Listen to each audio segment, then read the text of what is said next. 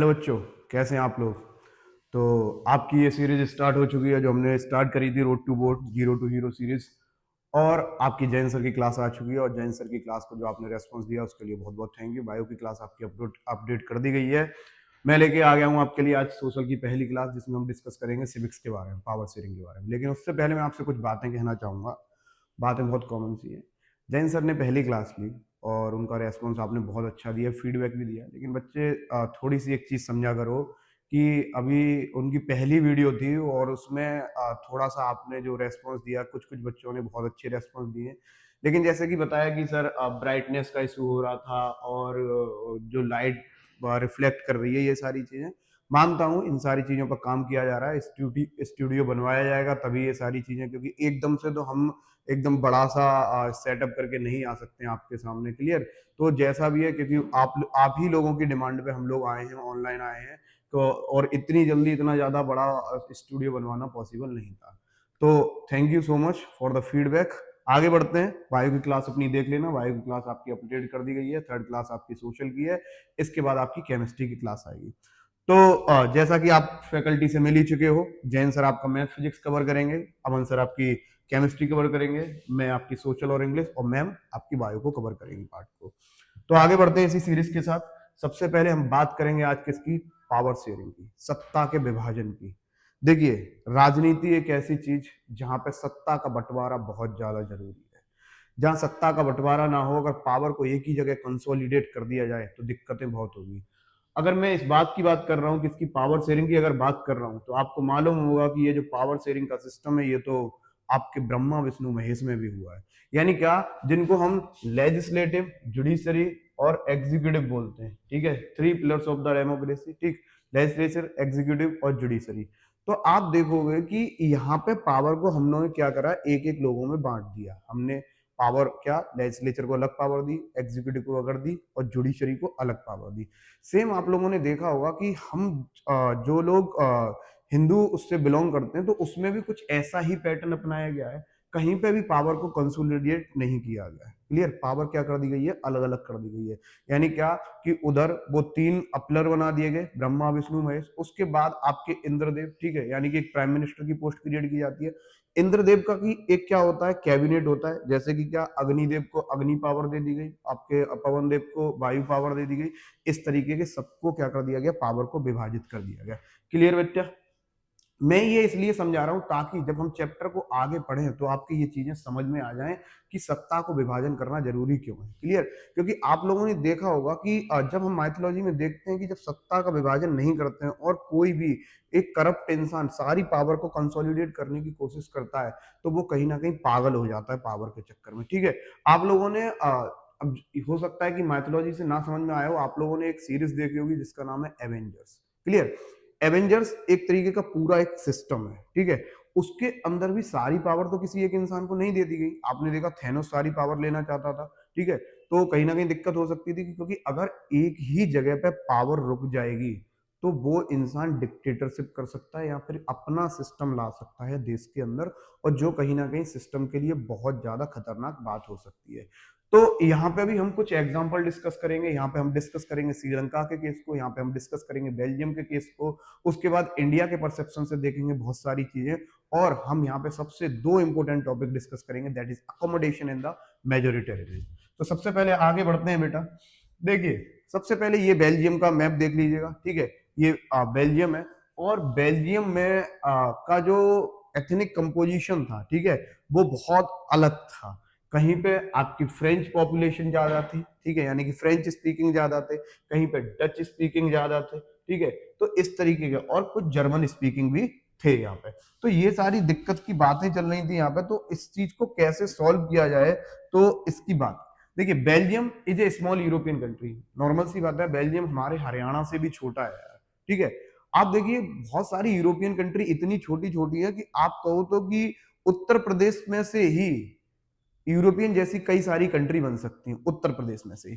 ठीक। तो which is ये क्वेश्चन बहुत इंपॉर्टेंट है, आप ध्यान रखिएगा। एमसीक्यू में ये क्वेश्चन आता है कि जो बेल्जियम है आपका, वो किसके साथ बॉर्डर शेयर करता है। ठीक है, बेल्जियम जो है वो किसके साथ बॉर्डर शेयर करता है, फ्रांस, नीदरलैंड, जर्मनी और लग्जमबर्ग। ध्यान रखिएगा, फ्रांस, नीदरलैंड, जर्मनी और लग्जमबर्ग। मैंने 4 कंट्रीज के नाम लिए हैं, France, Netherland, Germany and Luxembourg.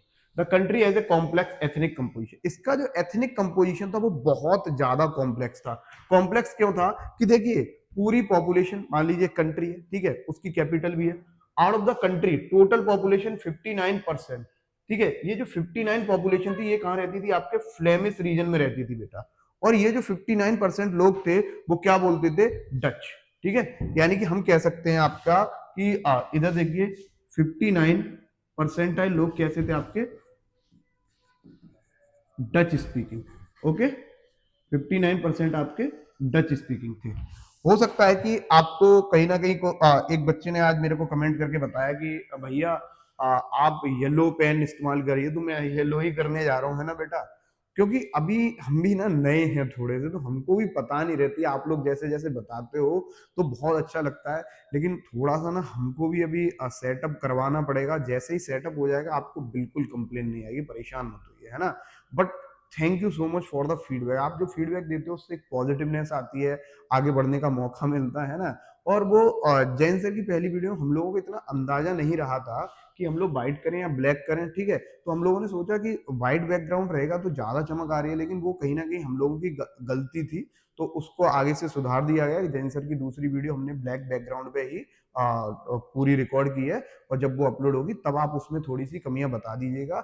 और ये जो लाइटनिंग वाला इशू है, तो एक्चुअली वो क्लास है हमारी, पूरी स्टूडियो नहीं है। तो हम जैसे ही अभी देखिए विद इन ए वीक हम लोगों ने बात की है, तो हम लोग इसको सेटअप करा लेंगे विद इन ए वीक। तो ये लाइट का रिफ्लेक्शन अभी हो सकता है आपको 2-4 वीडियो में फेस करना पड़े, तो सॉरी फॉर दैट बेटा, ठीक है। तो आगे से हम लोग जो आपकी 5वीं या 6वीं क्लास आएगी उसमें ऐसा इशू नहीं होगा, ठीक। आगे बढ़ते हैं। 59% डच स्पीकिंग पीपल हो जाते हैं। उसके बाद 40% आपके, ये 40% लोग थे, ये कहाँ रहते थे, बेलोनिया में, ठीक है, एंड स्पीक फ्रेंच, ठीक। ये क्या बोलते थे, तो हम यहाँ कह सकते हैं कि 40% जो लोग थे वो कैसे थे बेटा, सॉरी, वो आपके फ्रेंच स्पीकिंग पीपल थे, ठीक। कौन से, French,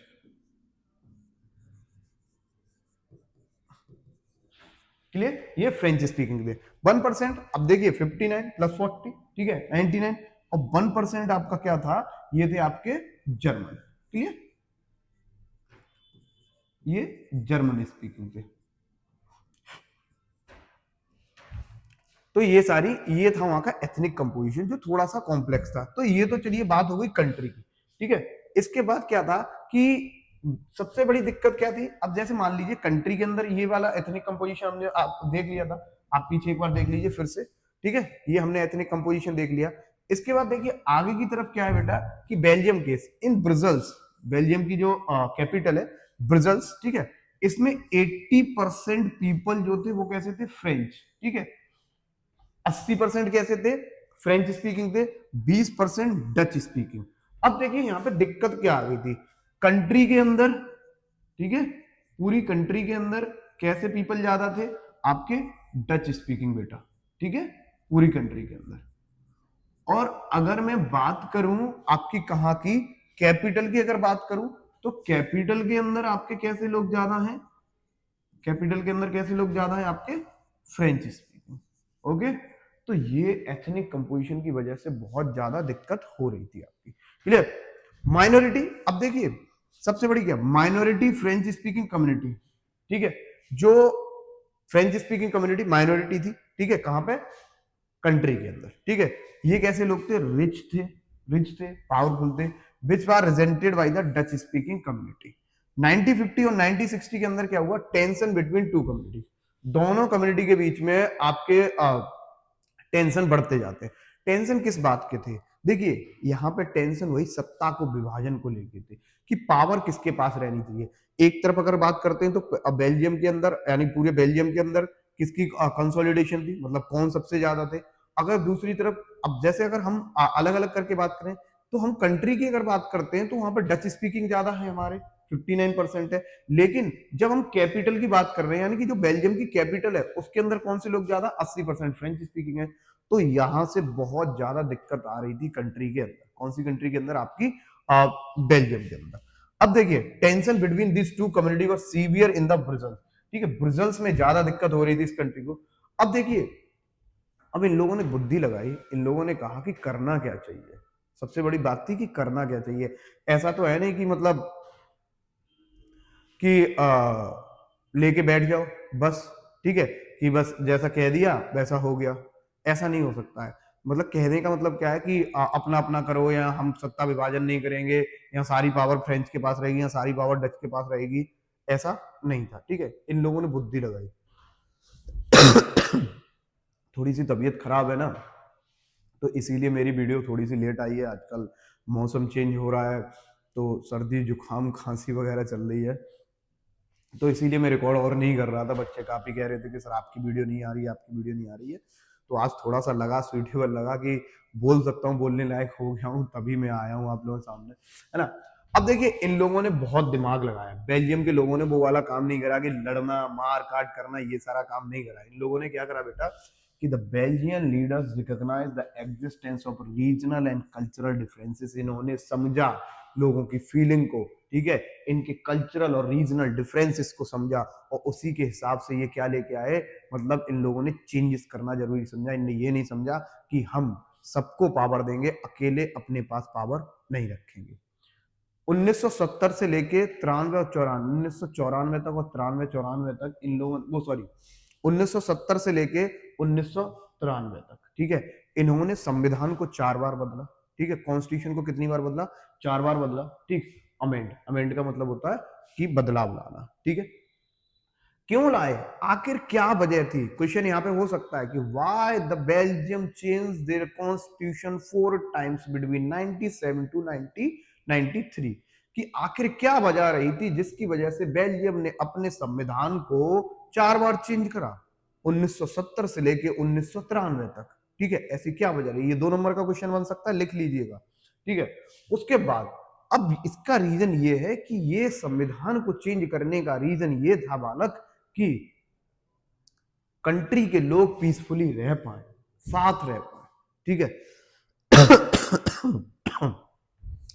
following arrangements were made, कुछ अरेंजमेंट किए गए ताकि लोग पीसफुली रह पाए वहां पे, एक से अच्छे से रह पाए। सत्ता का विभाजन भी इसी तरीके से किया गया था कि सत्ता को विभाजित करते हुए लोग खुशी खुशी रहें, ठीक है, किसी के साथ कोई दिक्कत ना हो, लोगों को ये कंप्लेन ना हो कि हमसे नहीं पूछा गया, हमसे नहीं पूछा गया। ये कभी कभी कम्युनिटीज में दिक्कत आ जाती है, ठीक है।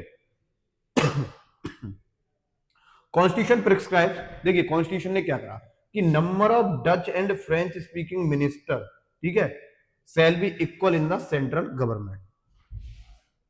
तो सेंट्रल गवर्नमेंट में क्या होंगे कि तबीयत ज्यादा दिक्कत है, तो सेंट्रल गवर्नमेंट में क्या होगा कि शैल बी इक्वल, कौन, Dutch and French speaking people equal होंगे। ताकि इक्वल इसलिए होंगे कि उनको दिक्कत ना हो पाए, ठीक है, उनको दिक्कत ना हो पाए किस वजह से कि ये नहीं कह पाए कि ये क्या कर दिया, ये क्या कर दिया, ठीक है, तो उनको दिक्कत ना हो इस वजह से, ठीक। तो इसीलिए उनको इक्वल नंबर में क्या कर दिया गया, बांट दिया गया कि भैया हम लोग क्या करेंगे कि डच, जितने डच होंगे उतने ही फ्रेंच स्पीकिंग भी मिनिस्टर होंगे, कहां पे, सेंट्रल गवर्नमेंट के अंदर। Subordination of the state government, और सबसे बेस्ट काम करा कि सबऑर्डिनेशन दे दिया किसको, स्टेट गवर्नमेंट को। Many powers of the central government, बहुत सारी पावर जो होती सेंट्रल गवर्नमेंट की have been given to the state government, वो किसको दे दी गई, स्टेट गवर्नमेंट को, of the 2 regions of the country. अब देखिए ये सबसे बेस्ट डिसीजन रहा था किसका, बेल्जियम गवर्नमेंट का, और ये एक पॉजिटिवनेस लेके आया। इससे सारी कंप्लेन खत्म हो गई, सबकी सारी दिक्कत खत्म हो गई। क्योंकि दिक्कत क्या आती थी, दिक्कत ये हो सकती थी कि सब लोग मुंह फुला के बैठ जाए, जैसे होता है ना शादी में जीजा और फूफा मुंह फुला के बैठ जाते हैं, और यार हमसे तो पूछा ही नहीं, हमसे तो कोई पूछता ही नहीं है कुछ, हम यहाँ पे रिश्तेदार है, ठीक है। तो इसीलिए बेल्जियम ने वो फूफा को ना नाराज किया जाए, ठीक है। बेल्जियम ने सोचा कि अगर फूफा नाराज हो गया तो सिद्ध हो जाएगा, लड़के का ब्याह नहीं हो पाएगा भाई साहब।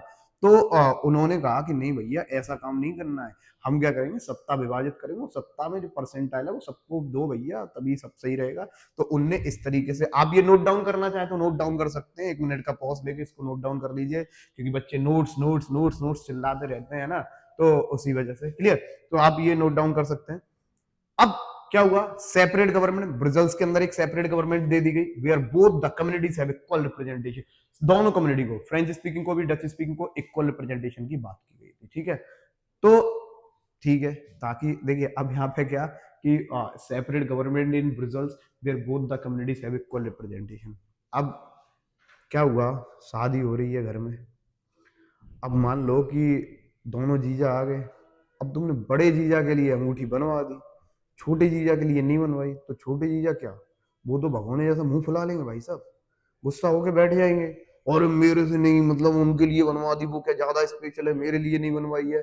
तो इसीलिए भैया क्या हुआ कि दोनों को ही ब्रिजल्स में क्या कि सेपरेट गवर्नमेंट इन ब्रिजल्स, ब्रिजल्स के अंदर सेपरेट गवर्नमेंट बनाई गई, जहां पे बोथ यानी बोथ वही दोनों जीजा लोग, ठीक है, the communities have equal representation. तो कम्युनिटीज को क्या किया गया, इक्वल रिप्रेजेंटेशन दे दिया, भैया बना लो, जैसे गवर्नमेंट बना सकते बना लो, मैं कुछ नहीं कह रहा, ठीक है। यानी कुछ नहीं कहने का मतलब इसीलिए उन्होंने यहाँ पे, मैं हैंस प्रूफ ये करना चाहता हूँ ये एग्जांपल देके, ठीक है, कि आपके उन्होंने जो संविधान को बदला बदला था 4 बार, वो इसीलिए बदला था ताकि कम्युनिटीज में दिक्कत ना आए।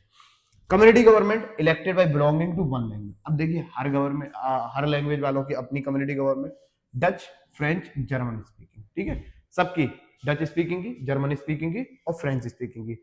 जरूरी नहीं था वो कहाँ रहते हैं, इनकी अपनी कम्युनिटी गवर्नमेंट होगी। द बेल्जियन मॉडल, जो बेल्जियन मॉडल था वो वर्कड वेल, बहुत अच्छा काम किया, एक तरीका ये समझ लिए ये रोल मॉडल बन गया बहुत सारी कंट्री के लिए, क्योंकि सत्ता का विभाजन इसी तरीके से करना चाहिए, क्योंकि सत्ता की लड़ाई तो दिनों दिन बढ़ती जा रही है। हम अपने भारतवर्ष में देखें तो सत्ता के विभाजन की वजह से ही भाई भाई का दुश्मन बन जाता है, सत्ता के विभाजन की वजह से। और आप इसका लाइव एग्जांपल देख सकते हो, कौन सा लाइव एग्जांपल है, बिहार का इलेक्शन। सिर्फ वहां पे जो सत्ता का विभाजन है उसी को लेके, पावर का खेल है भैया, सत्ता में रहना है तो पावर तो बहुत बड़ी चीज है, और पावर को हर कोई कंसोलिडेट करना चाहता है, clear. Help in avoiding civil strike. देखिए बेल्जियम के मॉडल ने क्या करा, सिविल वॉर रोकने की कोशिश करी, यानी कि इसने सिविल वॉर को बिल्कुल टाल दिया। अब कहोगे कि भैया सिविल वॉर क्या होता है, सिविल वॉर होता है अंतर्युद्ध, जब अंदर की ही कम्युनिटी आपस में लड़ने लगती है उसको सिविल वॉर कहते हैं। Civil war, Captain America civil war देखिए, जब एवेंजर्स से एवेंजर्स ही भिड़ जाते हैं, वही सिविल वॉर है, ठीक। Help in avoiding civil strike between two major communities, ठीक है, दो मेजर कम्युनिटीज के बीच में सिविल स्ट्राइफ ना हो, दिक्कतें ना हो, लड़ाई ना हो, समस्या ना हो, इसकी वजह से उन्होंने बेल्जियन मॉडल को सबसे अच्छा माना गया। And division of the country on linguistic basis, और भाषा के आधार पर देश को बांट दिया गया, देश को नहीं बांटा गया, मतलब कहने का मतलब ये है कि सब अपनी अपनी लैंग्वेज को लेके बड़े ही कहीं ना कहीं सेंसिटिव होते, इमोशनल होते। इंडिया में भी तो यही देखिए, हमारे यहाँ पे भी बहुत सारे लोग अपनी भाषा को लेके बहुत ज्यादा सेंसिटिव है। आप मराठी में यानी महाराष्ट्र में जाओगे तो वहां मराठी लैंग्वेज को लेके लोग बहुत ज्यादा फील करते हैं कि भैया उनकी लैंग्वेज है, नॉर्मल सी बात है, तो इसमें कोई इतनी दिक्कत वाली बात नहीं है। पंजाब में जाओ तो वहां पंजाबी लोग अपनी लैंग्वेज को लेके बहुत ज्यादा सेंसिटिव है। आप तेलुगु में जाओगे तो वहां तेलुगु के लोग अपनी लैंग्वेज को लेके सेंसिटिव है। तो ऐसी कोई दिक्कत वाली बात नहीं है, तो एक एजेंडा सेट कर दिया जाता है कि लैंग्वेज के आधार पर बट रहे हैं, ये कर रहे हैं, वो कोई दिक्कत वाली बात नहीं। मैं तो कहता हूं, मैं तो इस बात के सपोर्ट में हूं कि आप जिस राज्य में जा रहे हो वहां की लैंग्वेज को सीखने की कोशिश करो, जितना वहां की लैंग्वेज को सीखोगे उतना ज्यादा बेटर रहेगा। कम से कम आपको 2 लैंग्वेज आएंगी भाई, और वहां के लोग भी आपको अपनाने की कोशिश करेंगे, तो कोई दिक्कत वाली बात नहीं है। अगर नहीं आ रही है तो आप धीरे धीरे सीखने की कोशिश करें, क्लियर। आगे बढ़ते हैं, ठीक। Division of the country on the linguistic basis, linguistic basis पे कंट्री को बांटा गया, ठीक। अब बात करते हैं यहाँ पर श्रीलंका के केस की। श्रीलंका, वो छोटू सा जो हमारे से लटका पड़ा है, बचपन से तुम ये कहते हो कि उसको काट दो तो भैया ये निकल के चला जाएगा क्या, ठीक है, वही श्रीलंका, वो रावण वाला श्रीलंका, ठीक है। श्रीलंका का अलग ही केस था यार। देखो श्रीलंका, मतलब ये समझ लो कि श्रीलंका की स्थितियां अभी भी सही नहीं है। 2009 में आके तो यहाँ पे ये सिविल वॉर वगैरह रुका था, उसके बाद बहुत सारी दिक्कतें होती रही थी श्रीलंका में अभी भी, ठीक है। वहां पर गवर्नमेंट कभी स्टेबल नहीं रहती है। श्रीलंका की दिक्कत है कि गवर्नमेंट स्टेबल नहीं रहती है, इसकी वजह से श्रीलंका वैसे बहुत अच्छा है, सारी चीजें अच्छी हैं, लेकिन स्टेबिलिटी में थोड़ी सी कमी है वहां पर, वहां की सरकार कहीं ना कहीं दिक्कत देती है। और श्रीलंका का रिलेशन भी मैं बताऊंगा, भारत से क्या रिलेशन है, राजीव गांधी के एसेसिनेशन से क्या रिलेशन है श्रीलंका का, और इसी मूवमेंट की वजह से, ठीक है। An island nation on the southern coast, आपको पता है सदर्न कोस्ट में एक आइलैंड है, ठीक है, तमिलनाडु, ठीक, Tamil Nadu, and has a diverse population. उसकी क्या है, एक डाइवर्स पॉपुलेशन होती है। श्रीलंका के अंदर देखो भैया, इनका एथनिक कंपोजिशन देख लो, ये भी कोई ज्यादा बड़ा नहीं है, ये भी हरियाणा से बराबर ही है और पॉपुलेशन भी लमसम बराबर ही होगी इसकी, ठीक है। आपकी मैं यहाँ पे बिल्कुल एकदम पॉइंट टू पॉइंट डिस्कस नहीं कर रहा हूँ, आप सोचो मैं एनसीईआरटी डिस्कस करूँ, वो आपका काम है पढ़ने का, ठीक है। थोड़ी बहुत शर्म मची हो तो पढ़ना स्टार्ट कर देना, नहीं तो बाकी तो आपका चल ही रहा है जैसे चल रहा है। आपके अब तो प्री बोर्ड भी आने वाले होंगे बहुत सारे स्कूल्स में, तो पढ़ लो बेटा, बाकी जो मन है तो करना तो है ही, बाकी ठीक है गिट्टा लगा लेना, और क्या करोगे, यही करना है। जब जिंदगी में सोच रखा है तुम लोगों ने, रिजल्ट आपको चाहिए 90% वाला और काम आपके ये चल रहे हैं ये वाले, तो कुछ नहीं हो सकता ना, ठीक। इससे सिवा तो फिर तो यही है कि आप माँ बाप की आंखों में धूल मत झोंकिए, पढ़ना बंद करिए, कुछ काम धंधा स्टार्ट करिए, कि कम से कम वो तो होगा। चलिए, Tamil Nadu as a diverse population, Tamil Nadu एक डाइवर्सिटी थी, विभिन्नता थी इसकी पॉपुलेशन में। श्रीलंका 74% पॉपुलेशन, ये कैसे लोग थे, सिन्हाला, ठीक है। ये सिन्हाला लैंग्वेज को यूज करते, सिंगाड़ा नहीं सिन्हाला, ठीक है, नॉट सिंगाड़ा, सिन्हाला, ओके। 18% कैसे लोग थे, तमिल, ये तमिल लैंग्वेज का इस्तेमाल करते थे, ओके। बुद्धिस्ट, जो बुद्धिस्ट थे वो कौन थे, सिन्हाला स्पीकर, यानी क्या, यानी कि जो लोग सिन्हाला बोलते थे वो कैसे लोग थे, बुद्धिज्म को फॉलो करते थे, बौद्ध धर्म, ओके। हिंदू और मुस्लिम तमिल स्पीकर्स थे आपके, ठीक है, 18%, क्लियर। और इसमें से भी 18% से में से भी बंटवारा हुआ था, इसमें क्या कहते हैं, श्रीलंकन तमिल्स और इंडियन तमिल्स में थोड़ा सा बंटवारा हुआ पड़ा था। 13% श्रीलंकन थे आपके, 5% आपके इंडियन तमिल्स थे। क्रिश्चियन कितने थे आपके, 7% थे, वो आर बोथ तमिल एंड सिनाला, जो दोनों ही थे। क्रिश्चियन 7%, जो दोनों ही थे आपके, सिनाला भी थे और कैसे थे आपके, तमिलियंस भी थे। तो क्लियर, ये इनका एथनिक कंपोजिशन था, यानी कि यहाँ पे हम लोगों ने 2-3 कम्युनिटी देख ली, 2-3 कम्युनिटी देख ली, एक आपकी क्रिश्चियन देख ली, सॉरी, और क्या कहते हैं आपके कौन से देख लिए, बुद्धिस्ट देख लिए और आपके तमिलियंस देख लिए, क्लियर है, ओके। आगे बढ़ते हैं। अब देखो यहाँ की दिक्कत वाली बात क्या थी, मैं एक लमसम बात बताता हूँ। यहाँ की दिक्कत थी सत्ता के विभाजन को लेकर। जब श्रीलंका आजाद होता है 1948 में, ब्रिटिशर जब इसको छोड़ के जाते हैं, तो वहां पे नंबर ऑफ स्पीकिंग पीपल कौन थे ज्यादा से ज्यादा, आपके सिन्हाला, 74%। सिन्हाला लोगों ने बुद्धि लगाई कि भाई मैं नहीं कर रहा पावर शेयर, मैं रखूंगा पावर अपने पास, साफ और सीधी बात, जिसको जो करना है वो कर ले, ठीक है। इनने कहा, तमिलियन बोले कि भैया थोड़ी पावर हमको भी दो, कहते हैं नहीं मिलेगी, अपनी पावर खुद लेके आओ, हम नहीं देंगे, ये हमारा देश है, 74% है हम लोग, अब वो परसेंटाइल में ज्यादा तो उनके दिमाग खराब, ठीक है। अब देखिए यहाँ पे आ गए श्रीलंकन तमिल कितने थे, 13%, ठीक है। और वही इंडियन हुज फोर फादर्स केम, अब ये आप कहोगे कि ये इंडियंस कहां से आ गए, 5%, ये 5% जो इंडियन आए थे वो आए थे कहां से, आपके इनके फोर फादर्स, ठीक है। पहुंच गए थे श्रीलंका, तमिल, वो जब हमारे यहाँ पे ब्रिटिशर्स राज कर रहे थे ना, ब्रिटिशर्स लेके जाते थे फोर फादर्स को, ठीक है, इनके यानी कि क्या पैतृक, कभी दादा परदादा वगैरह पहुंच गए होंगे, ठीक।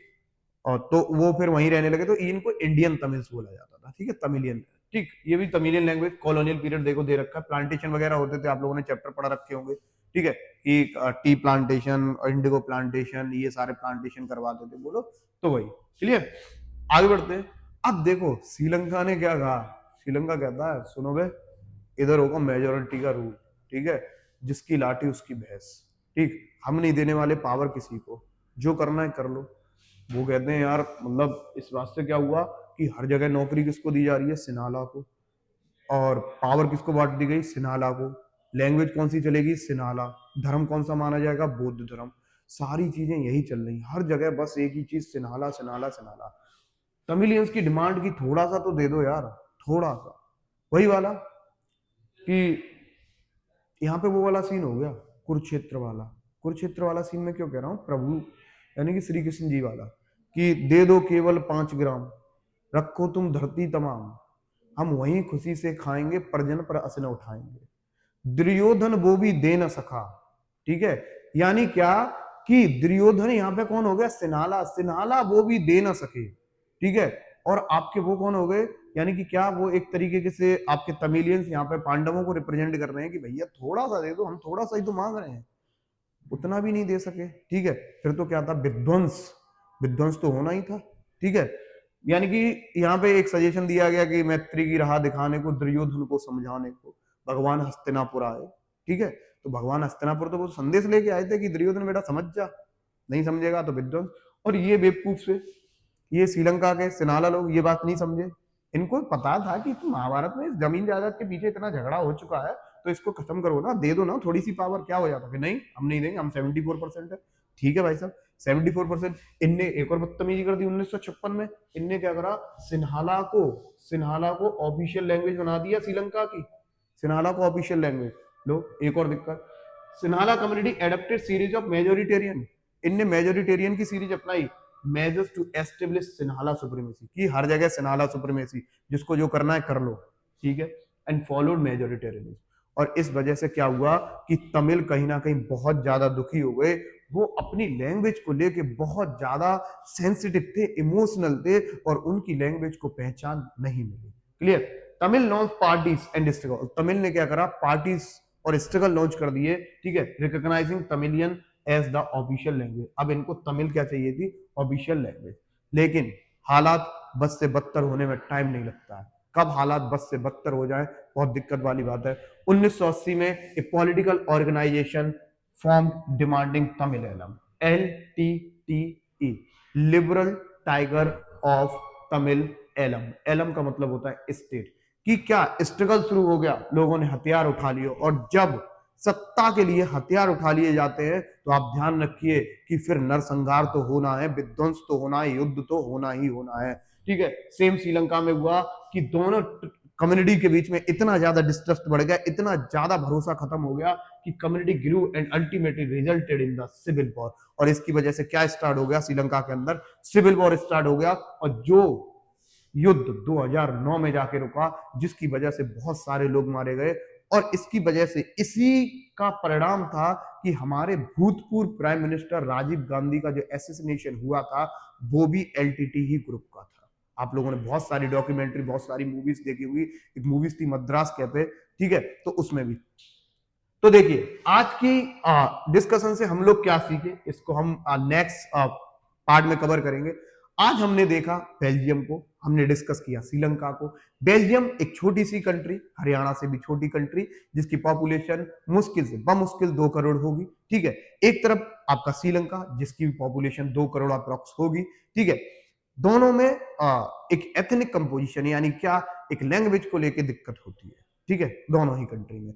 बेल्जियम वहां पे एक दिमाग लगाता है कि हम लोग लड़ाई में भरोसा नहीं करते हैं, हम लोग एक पॉजिटिव काम करेंगे। पॉजिटिव काम का मतलब क्या है कि हम लोग सबको सत्ता में बराबर रखेंगे। और उन्होंने सबको, मान लीजिए उनके पास एक सेब था, 4 लोग थे, उन्होंने बराबर बराबर काट के चारों को दे दिया।